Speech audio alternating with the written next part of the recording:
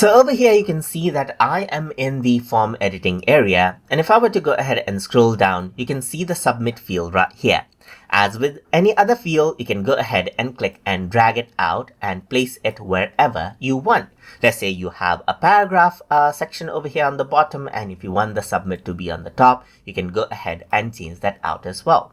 So you may actually accidentally remove out the submit as well. In that case, you can go ahead and add in the submit field once more by going on to the add element section over here onto the left hand side.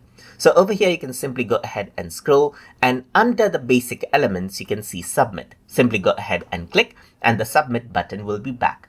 If I were to actually go around onto properties, you can change the button label as well. So right now it's submit, as you can see. So you can go ahead and say, let's say for example, send right here. You can change the button alignment to left, center, or right, as you can see right here, just like this. And you can change the style of the button as well. So you can go ahead and choose different button styles, as you can see. You can go ahead and choose an image of the submit button as well. You can even add in gradient, as you can see right here, or go for the flat design. So you can change the style as you want, as you can see.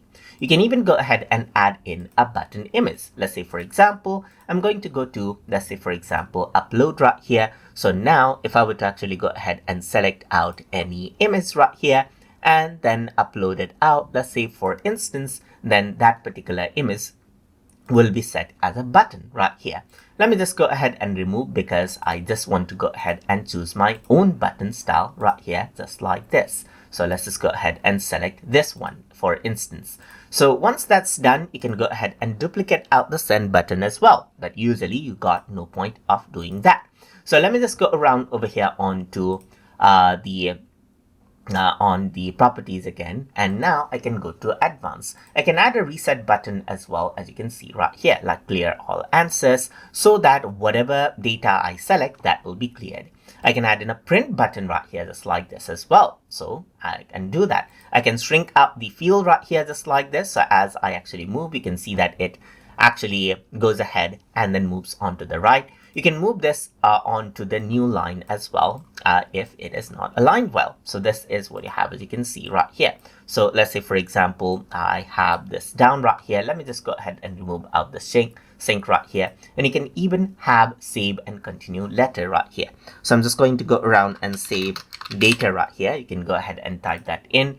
And for the submit button fields, in a coding level, if you want to see the detail, you can go ahead and see the unique name for it and the field ID for it as well. So if I were to go ahead and preview out the form right here, just like this, and scroll down, you can see that I got saved data and everything right here. I can go ahead and, let's say, for example, type in data right here, just like this. I'm just going to go around and say 1, 2, like, let's say, for example, 4, 5, 6, 7, 8, 9, 10 right here, just like this. And that's the data for it. So now, as I were to actually go ahead and select out other contents right here, this is what I have. Let me just go ahead and remove this, and then just select out a few items right here, choose this, and let's say, for example, select out as well. So I can actually go ahead and then, let's say, for example, clear all the answers right here, and everything will be cleared. The selection is cleared, as you can see. You don't have anything right here, and everything reverts back to the default value. So now you can go ahead and change it out again, let's say, for example, and then go ahead and change out the value again right here, let's say, for example, and you can save the data as well, so that it is actually saved for future use. So you can go ahead and get a draft link for this as well. So apart from that, if you want to send the data, then you can simply click on the send button and the information will be sent. In my case, I actually have one error because I haven't selected that I'm human right here, just like this. So you need to verify and send. So you can see that the form works in harmony right here, and this is what I have. So let's just go around over here. It says please drag the shape to fill the empty space in the pattern. So let's just go around over here and keep it right here. And then I can go ahead and then hit send now, just like this, and it says thank you. So that is how you can go ahead and utilize the form submit field inside of Jotform. So I hope you guys learned something as always. And as always, please like, comment, share, and subscribe.